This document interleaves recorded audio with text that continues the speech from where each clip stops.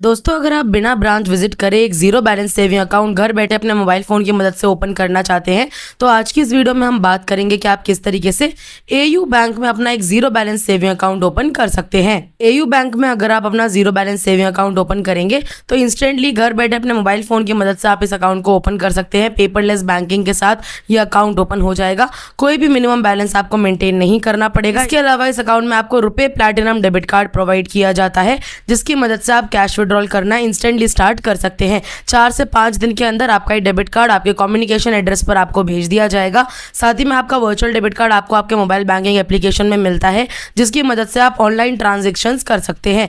Account open करने के बाद अकाउंट की डिटेल्स आपको तुरंत ही मिल जाएंगी जिसकी मदद से आप ऑनलाइन ट्रांजैक्शन स्टार्ट कर पाएंगे और यूपीआई चलाना आप स्टार्ट कर सकते हैं। किस तरीके से जीरो बैलेंस अकाउंट ओपन करना है, चलिए फटाफट से हमारा आज का वीडियो स्टार्ट करते हैं और जान लेते हैं। दोस्तों, वीडियो स्टार्ट करने से पहले आपसे एक छोटा सा रिक्वेस्ट है, अगर आप हमारे चैनल पे नए हैं तो वीडियो के नीचे आपको यहाँ सब्सक्राइब का ऑप्शन मिल रहा होगा। सब्सक्राइब वाले ऑप्शन पर क्लिक कर लीजिएगा और यहाँ पर आपको ये बेल आइकन देखने के लिए मिलेगा। इस पर क्लिक करके ऑल वाले ऑप्शन को आप सेलेक्ट कर लीजिएगा। अगर आज का ये वीडियो आपको इन्फॉर्मेटिव लगता है तो वीडियो को लाइक करना ना भूलें। चलिए फटाफट से हमारा आज का ये वीडियो स्टार्ट करते हैं। अब एयू बैंक में अपना अकाउंट ओपन करने का लिंक आपको डायरेक्टली वीडियो के डिस्क्रिप्शन में मिल जाएगा।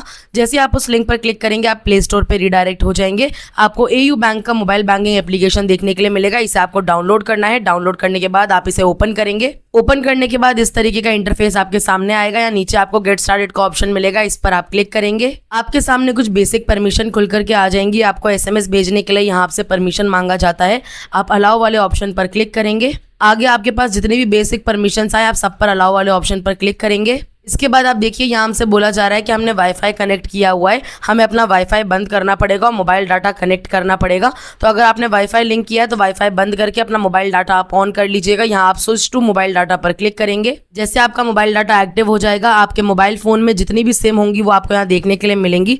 जिस भी मोबाइल नंबर से आप अपना अकाउंट ओपन करना चाहते हैं वो सिम आप यहाँ सेलेक्ट करेंगे।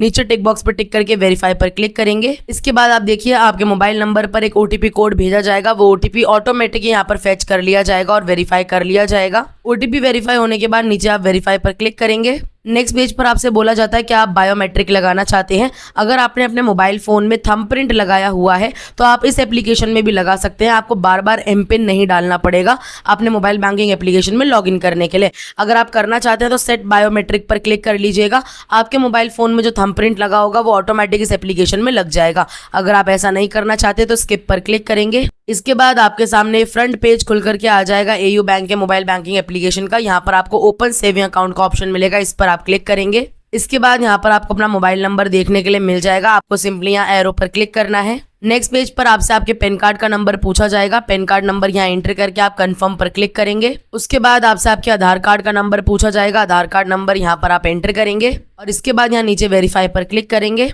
आपके सामने एक आधार कंसेंट फॉर्म खुल करके आ जाएगा। नीचे आपको एग्री एंड गेट ओटीपी पर क्लिक करना है। आपके आधार कार्ड से लिंक मोबाइल नंबर पर एक ओटीपी जाएगा। जैसे कि मेरे पास ओटीपी आ चुका है, ये ओटीपी हम यहाँ फिल करेंगे। ओटीपी फिल होने के बाद आपको नेक्स्ट पेज पे रिडायरेक्ट किया जाएगा। नेक्स्ट पेज पर आप देखेंगे आपकी जितनी भी डिटेल्स हैं वो सभी यहाँ वेरीफाई की जाएंगी। कुछ सेकंड्स आपको वेट करना है। इसके बाद आप देखेंगे यहाँ पर आपकी कुछ पर्सनल इन्फॉर्मेशन आपको देखने के लिए मिलेंगी, जैसे कि आपका नाम, आपका जेंडर और आपका डेट ऑफ बर्थ जो भी है। आपको यहाँ ऐड डिटेल्स वाले ऑप्शन पर क्लिक करना है। कुछ डिटेल्स आपके आधार कार्ड से यहाँ ले ली जाती है, कुछ डिटेल्स हमें मैन्युअली फिल करनी है। जैसे कि नीचे आपसे आपका मैरिटल स्टेटस पूछा जाएगा। आप सिंगल हैं, मैरिड है, डिवोर्स्ड है, विडो है, ये आप अपने अकॉर्डिंग सेलेक्ट करेंगे। उसके बाद पेज को स्क्रॉल डाउन करेंगे। अब यहाँ नीचे आपसे आपका ईमेल एड्रेस पूछा जाएगा। जो भी ईमेल आईडी आप रेगुलरली यूज करते हैं वो आप यहाँ पर एंटर करेंगे। इसी ईमेल आईडी पर आपके सभी इंपॉर्टेंट डॉक्यूमेंट्स या फिर कोई भी आपके बैंक अकाउंट से रिलेटेड इन्फॉर्मेशन भेजी जाएगी। आपकी बैंक स्टेटमेंट हर महीने इसी ईमेल आईडी पर भी भेजी जाएगी। तो ईमेल आईडी वही एंटर करिएगा जो आप रेगुलरली यूज करते हैं। इसके बाद यहाँ पर आपसे आपका एजुकेशन क्वालिफिकेशन पूछा जाएगा। आपने कितनी पढ़ाई करी है। आपने बिलो 10th क्लास तक पढ़े हैं, मैट्रिक यानी कि 10th क्लास तक पढ़ाई करी है, इंटरमीडिएट यानी कि 12वीं तक पढ़ाई करी है, या ग्रेजुएट है, या आप अपने अकॉर्डिंग सेलेक्ट करेंगे। यहाँ पर आपसे पूछा जाता है कि आप डिफरेंटली एबल्ड है, यानी कि आपके हाथ पैर में कोई प्रॉब्लम है, तो आपको यहाँ नो वाले ऑप्शन को सेलेक्ट करना है। उसके बाद दोनों टिक बॉक्स पर टिक करके आप सबमिट डिटेल्स पर क्लिक करेंगे। नेक्स्ट पेज पर आपकी दी हुई ईमेल आईडी पर एक ओटीपी जाएगा, वो ओटीपी आप यहाँ फिल करेंगे। अब ईमेल आईडी वेरीफाई होने के बाद आपको अपनी फैमिली इन्फॉर्मेशन फिल करनी है। आपके फादर का नेम आपको यहाँ देखने के लिए मिल जाएगा, जो कि आपके आधार कार्ड से ले लिया जाता है। आपकी मदर का नेम आपसे यहाँ पर पूछा जाएगा, अपनी मदर का नेम आप यहाँ पर एंटर करेंगे।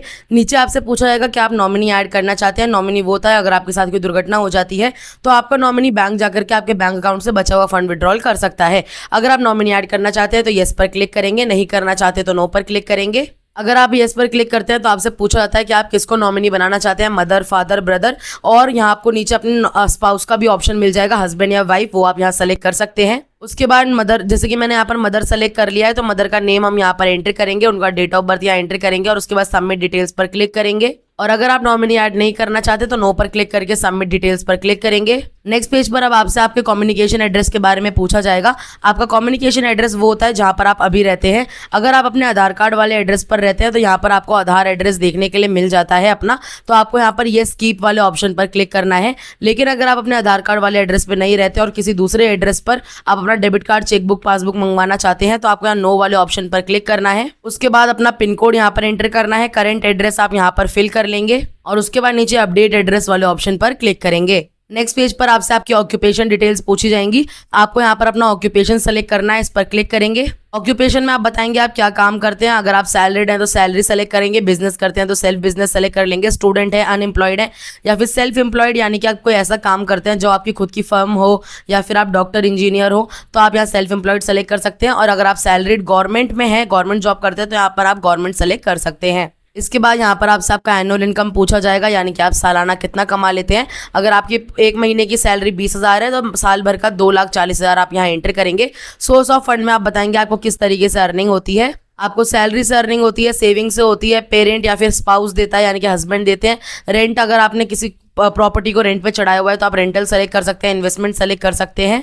यहाँ नीचे आपसे पूछा जाता है कि आप डीबीटी लेना चाहते हैं। डीबीटी यानी कि डायरेक्ट बेनिफिट्स आप लेना चाहते हैं गवर्नमेंट की साइड से, इस बैंक अकाउंट में लेना चाहते हैं तो येस पर क्लिक करेंगे, अदरवाइज नो पर क्लिक करेंगे। उसके बाद यहाँ दोनों टिक बॉक्स पर टिक करके सबमिट डिटेल्स पर क्लिक करेंगे। अब अभी तक आपने जितनी भी डिटेल्स फिल करी है वो सभी आपको यहाँ देखने के लिए मिल जाएंगी। अगर आप कुछ भी चेंजेस करना चाहते हैं तो कर सकते हैं, नहीं करना चाहते तो सिंपली कंफर्म डिटेल्स पर क्लिक करेंगे। डिटेल्स सबमिट करने के बाद अब आपको अपना अकाउंट ओपन करने के लिए अकाउंट टाइप सेलेक्ट करना है। पहला अकाउंट है एयू डिजिटल सेविंग अकाउंट, ये जीरो बैलेंस सेविंग अकाउंट है। आपको इस अकाउंट को ओपन करने के बाद तुरंत ही 250 रुपये का वाउचर मिल जाएगा, जो कि आप ऑनलाइन स्पेंड्स में यूज कर सकते हैं। अगर आप पीओएस यूज करना चाहते हैं, पीओएस मशीन यूज करना चाहते हैं तो डेली लिमिट आपकी 2 लाख रुपए की है और परचेज लिमिट 50,000 रुपए की है। फ्री में आप NEFT RTGS यूज कर सकते हैं मोबाइल बैंकिंग के थ्रू, और आप 5 ट्रांजैक्शन 1 लाख रुपए तक की हर महीने ब्रांच जाकर के अपने बैंक अकाउंट में कर सकते हैं। और भी अगर आप बेनिफिट्स देखना चाहते हैं तो ऑल बेनिफिट्स पर क्लिक करके आप देख सकते हैं।